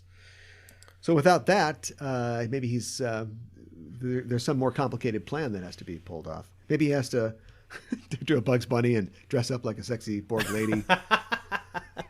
And they're like, wait, he doesn't know this yet. And they're like, oh, we already got one of those. They haven't assimilated Looney Tunes, so they don't know this trick. Yeah, well, that's actually something that works really well about that scene too. Like, because you talked about there's like multiple layers on that scene of like, yeah. The other thing is like, what's scary about the Borg, or like it happens in every episode where we're only gonna get 12 shots. Like by the time you're on like season 7 of Voyager, it's like a script they're following. They've adapted, you know what I mean? Yeah. So like that's a great just like little thing in there where it's like, oh, you need something else, like because they've adapted. And it's like, all right, I'll get a Tommy gun. That's perfect. Yeah, I don't know why they don't just issue Tommy guns to all ships. Just one locker where the Tommy guns are, since they seem to be pretty effective. Of course, I guess the Borg would just grow like more armor, so they couldn't be Tommy gunned. But like, how long can this efficiency game continue? At some point, you'll just have a spherical Borg made out of adamantium that just rolls down the corridors at you. I love the idea of like, oh, we're going to fight the Borg, and then you go into a vault of like 1,000 different weapons, and they're like, okay, we haven't hit him with the katana yet. Right. And you have to like pace yourself. That's how you get there, right? So you start by killing a Borg with a Swiss Army knife, then you work your way up to a buck knife. Then you have like a chef's knife. Machete. Yeah. They just you got to manage the adaptation. Wow. Yeah. That's remarkable. It is cool when they use guns. I mean, obviously we don't want our Trek heroes to use guns like all the time, but it's sometimes cool. It's sweet. That one character though, the blonde guy that shows up, he's like, it's like we're shooting blanks. And it's like, oh yeah, cowboy novel fan? How do you know what shooting blanks means? Hey, I'm sorry. You went to your urologist and that stuff. Oh, He's just like he's like Tom Paris and all them, or like everyone on the show. They're really big into early 20th century media. There has to be, in the same way that like normal, quote unquote, normal people like really gory movies, or people like World War II documentaries. There has to be somebody like Tom Paris who just really loves action movies, 80s action movies. And not in our universe, but in the regular Star Trek universe, they have holograms. And so you'd have to imagine, we never really see like popular entertainment, but they must be so far beyond movies, right? They probably watch them for fun as a funny face, kitschy thing. Yeah, funny face. But exactly. Like when he watches Funny Face, it's got all these like holographic elements to it. It must be this amazing thing. So I'm imagining this weirdo that lives in the 24th century and watches like Jean-Claude Van Damme movies, and people are like, I don't understand. It's so violent and it's so fake, and there's these huge explosions that would never happen. I don't know why he likes it, but he's just like, I don't know. It's just kind of cool. Yeah, that's like, because like Tom Paris will often have to make that appeal about things like seeming dated, and it's like I'm usually like on his side, but he's really bad at like defending them. Like they always sound lame, you know. Like when he's like, anything that rock and roll, it's lame. It's like, wow, lame. I don't think I like rock and roll music anymore. You guys know Muse? Yeah. Muse. That'd be great if they're taking off in like the. I don't know. It's a band with a lot of songs about space for some reason. Should we tell people what's coming up on the next episode of Backtrekking? More space, I believe. More. Oh yeah, and I think it's the start of a new theme we're gonna have this year. But we're talking about the episode of Voyager Warhead and its similarities to the movie Dark Star. Yeah, I'm pretty excited about that. I've never seen Dark Star actually, so. Yeah, it is. It is John Carpenter's first film. It is a very interesting, very goofy film, but it was itself kind of very influential, I think, for a lot of the people who would make space things later in the late 70s and early 80s, and so. Yeah, it is going to connect with the episode Warhead from Voyager, and I think that this might be another, it's not explicit, but it's certainly implicit, the connection between these two properties. Yeah, I'm very excited for this one. And Warhead, I like that episode. So it'll be cool. All right, so from Star Trek budget to extremely low budget with Dark Star next week, but I'm looking forward to that. And that's it for this week's Backtrekking, and thanks for listening. If you like the show, tell a friend, follow us at Backtrekking on Twitter, and let us know what you think that we should look at on future episodes. Gooey, tell the people where they can find you online. I'm on Twitter. I'm at GooeyFame. And I'm at KA1IBAN on Twitter. You can find all the shows and content on the Just Enough Trope Network at Just Enough Trope on Twitter. And follow us on Twitch at twitch.tv/EISTPOD. And that's it for us for this week. We'll see you soon. And until then, keep on trekking.